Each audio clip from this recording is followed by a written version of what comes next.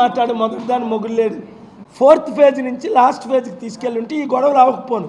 June 1 ఈరోజు election అయి ఉంటే 2, 3 2 రోజులు కాపలా కాదు, ఈ గొడవలు అవ్వకపోను. అసలు ఎలక్షన్ కమిషనే తప్పు చేసింది 4th ఫేజ్లో పెట్టి. అది కూడా నా డిమాండ్ మేరకు, నా కేసు మేరకు మార్చి 14ని నేను ఫైట్ చేసిన మేరకు ఇన్ రైటింగ్ ఇచ్చారు. కోర్టు ఆర్డర్ కన్సిడర్ చేయమని 4th ఫేజ్కి పెట్టారు. తిరుపతి ఆర్వో అంట, ఏం పేరింది, ప్రవీణ్ కుమార్ తిరుపతి వైజాగ్లో చేశారట. ఎంత చక్కగా సీల్ చేసి, ఎంత చక్కగా లోపల సీసీటీవీ కెమెరాలు కూడా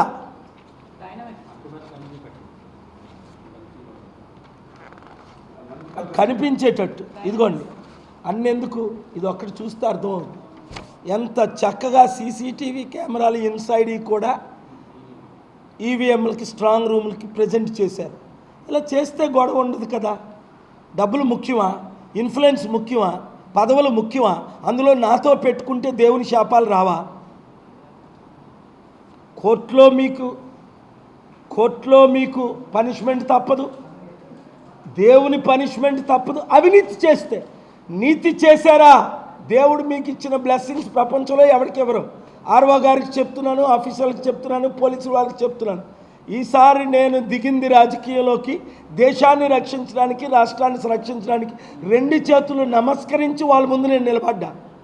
నాకేం కర్మ, ప్రైమ్ మినిస్టర్, ప్రెసిడెంట్ ముందు నేను నిలబడ్ను.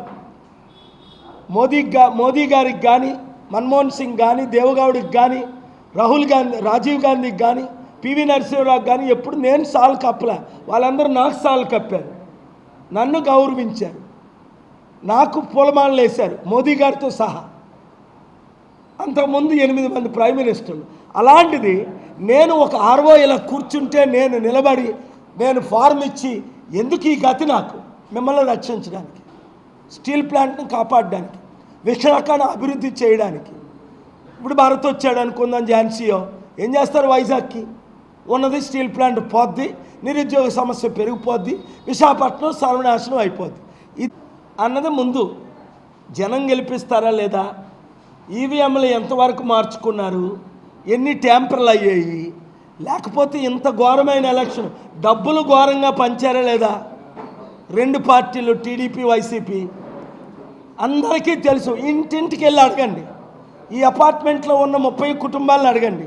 టీడీపీ ఎంత ఇచ్చిందిరా? 3000. వైసీపీ ఎంత ఇచ్చింది? 3000. గాజువాకి వెళ్ళి అడగండి, టీడీపీ ఎంత ఇచ్చిందిరా? 5000. వైసీపీ ఎంత ఇచ్చిందిరా? 6000. పోనీ 2000 నుంచి 5-6 వరకు లో లెవెల్ ఓటర్స్కి డబ్బులు అందే లేదా? ఇదే ఎలక్షను. అయినప్పటికీ ఎడ్యుకేటెడ్ యూత్, స్టీల్ ప్లాంట్ అభిమానులు, కాపులు, బహుజనులు, క్రిస్టియన్స్, ముస్లిమ్స్, ఈ దొంగ పార్టీలు మాకు వద్దని నాకు ఓటేశారు అన్న సంగతి మీకు తెలుసు, మీరే చెప్పారు. పడితే కదా ఆయనకి మెజారిటీ రావడానికి. 2 లక్షల పోలైన ఎన్ని? అది మరి 1,98,000 పోలే అయితే 2 లక్షల పోలు అవ్వకపోతే 1,00,000 మెజారిటీ ఎలాగ వస్తుంది? పిచ్చోళ్ళు కాకపోతే ఏడిది? అందుకే తుగలకలా 10 పార్టీలు మారాడు. నాకులాగా స్టేబుల్గా ఉంటే సీఎం అయి కూర్చున్నా. ఆయనకి ఇలాంటి పిచ్చి పట్టుబట్టే 10 పార్టీలు మారాడు.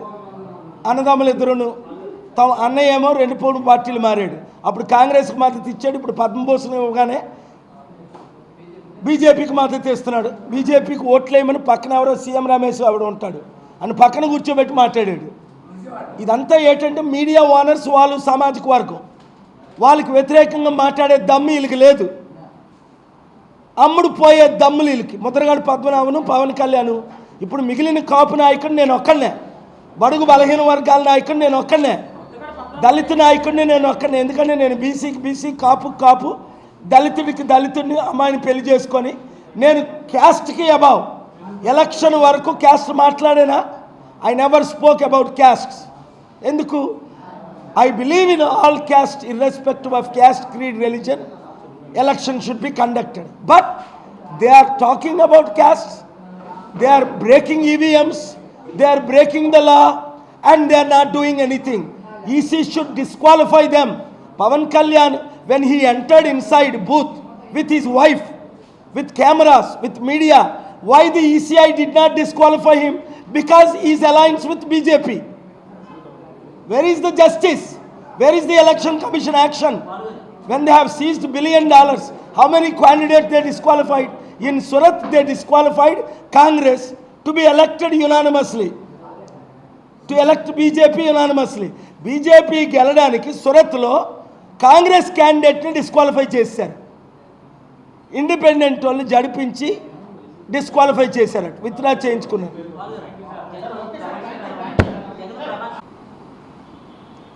All political parties, experts,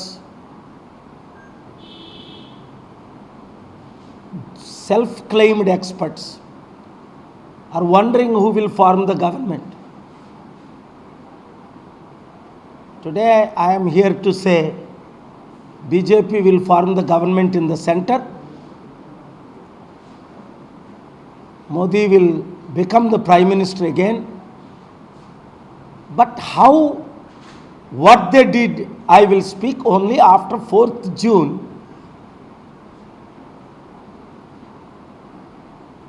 Not today. Who will form the government in the state is the biggest question. State of Andhra Pradesh.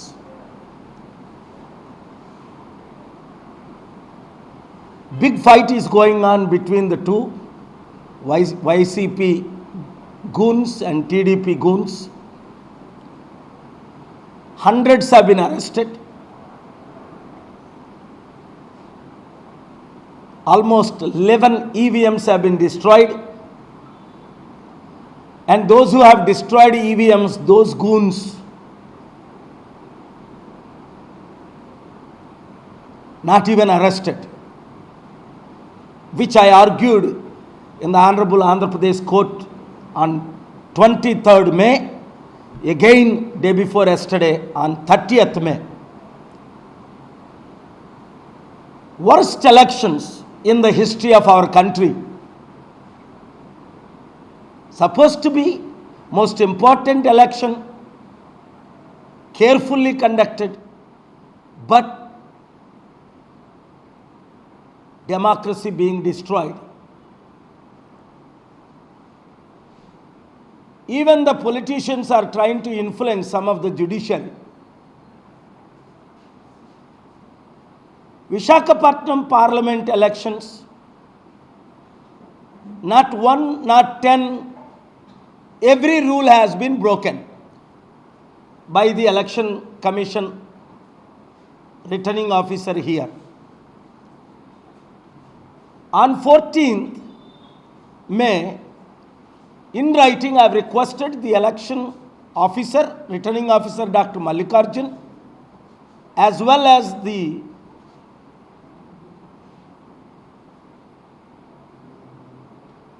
observer Sharma, Mr. Sharma, who is praising this is the greatest election in the history of the country. I was surprised because he doesn't know, maybe he never traveled outside the country. This is the worst election in the history of our country. This is the worst election in the history of any democratic nation. I will say that. On April 10th, 2019, after I met with Chief Election Commissioner Mr. Arora at that time, I said democracy will be dead in 40 days and it has been dying since then. With evidence, I have written a book. With evidence, I have presented facts. Munugod replacing the entire EVMs. Next to them, the EVMs they brought. I presented. We presented in the court case is going on. We presented with the ECI. They said we cannot take any action. Why Visakhapatnam, Andhra Pradesh, both, especially Visakhapatnam and Andhra Pradesh? Elections are the worst according to everybody. You ask TDP leaders, they are filing cases. You ask YCP leaders, they are filing cases. Top leaders of YSRCP in AP High Court, our vacation court also, filled with cases. Never before. Why now? By both parties. Never before hundreds have been arrested. Why now? Both sides have been arrested. Never before circle inspector DSPs are not suspended. This time 3 IPS officers suspended in our state. Anybody asking questions? Never before 9,000 crores amount has been seized. But now the Election Commission of India officially released and openly said 8,900 crore, more than $1 billion seized. Cash, gold, let's say 1% has been seized. That means more than $100 billion. Anybody suspended? Anybody is disqualified? What the hell is going on?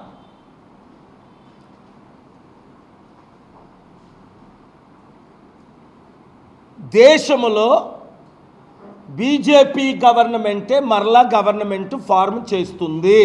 ఈరోజు June 1 చెప్తున్నాను. మోదీనే మరలా ప్రధానమంత్రి చేస్తారు BJP వాళ్ళు. ఓపెన్గా చెప్తున్నాను, మీరు confuse ఏమో అవ్వకండి. 20,000 కోట్లు బెట్లు పెట్టుకుంటున్నారట, మీ డబ్బులు వేస్ట్. 2, అది ఎలాగయ్యారు మోదీ ప్రధానమంత్రి,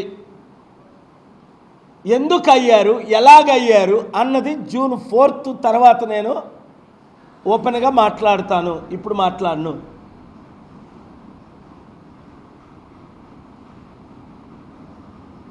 రెండు రోజుల క్రిందట గుజరాత్ వెళ్ళొచ్చాను, అది పక్కన పెడదాం.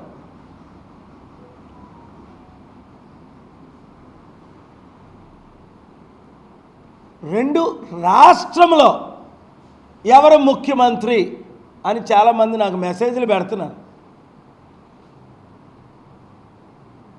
ఒక పార్టీ ఏమో టీడీపీ ఏమో మేమే ఫుల్ మెజారిటీతో గెలుస్తున్నాం,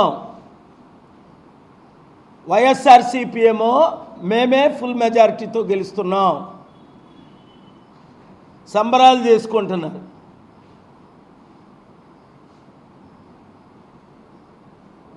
రాష్ట్రంలో ఏ పార్టీ అధికారంలోకి వస్తుంది, ఇది $1 మిలియన్ $1 బిలియన్ క్వశ్చన్. ఎందుకంటే పెద్దవాళ్ళు దేశంలో మోదీ గారేమో చంద్రబాబు గెలకూడదు, మరలా ఆయన ఎక్కువ సీట్లు గెలిస్తే 15-18 గెలిస్తే మరలా కాంగ్రెస్కి మద్దతు ఇచ్చి ఆయన ప్రధానమంత్రి క్యాండిడేట్గా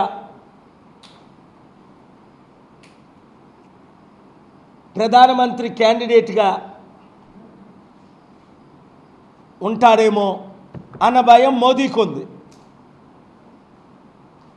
జగన్ అయితే మనకి చెప్పినట్టు చేస్తాడు కొడుకులాగా, మనకు థ్రెట్ లేదు అని ఒక ఆలోచన. 2 భాగాలు అయిపోయాయి బీజేపీలో, ఆర్ఎస్ఎస్లో.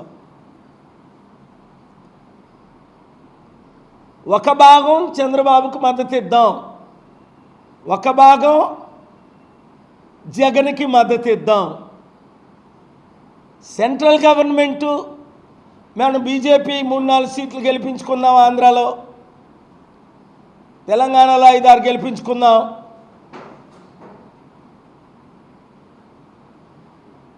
అని కుట్రలు జరుగుతున్నాయి.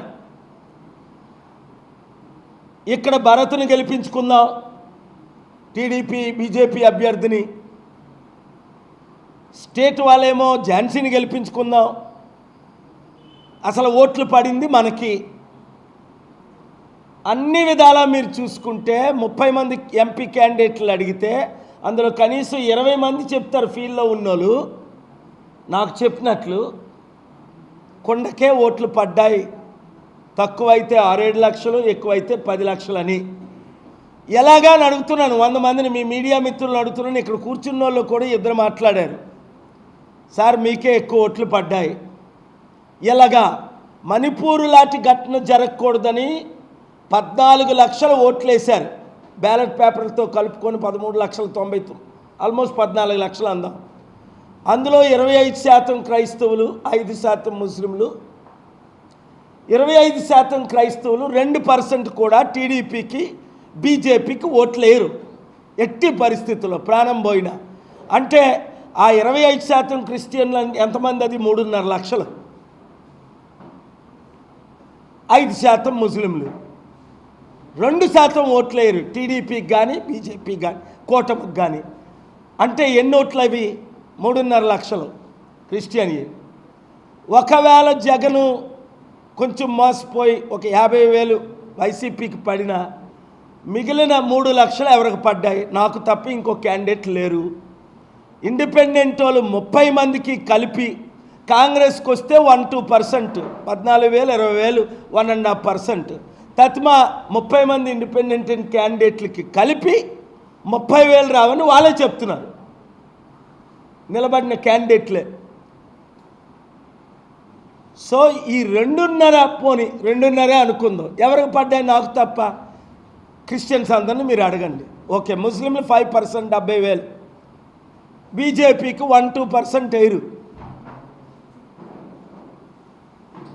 ఝాన్సీ అంటే ఎవరికి తెలీదు, తెలిసిన వారు అది అవినీతి కుటుంబం అని కంక్లూజన్కి వచ్చారు. విజయనగరం దోచుకొని ఇక్కడికి వచ్చిన వాళ్ళు మనం ఎందుకురా ఓట్లేయడం? మనకి ఇప్పుడు ఆప్షన్ ఉంది కదా. మన గురువు, మన లోకల్ ఆయన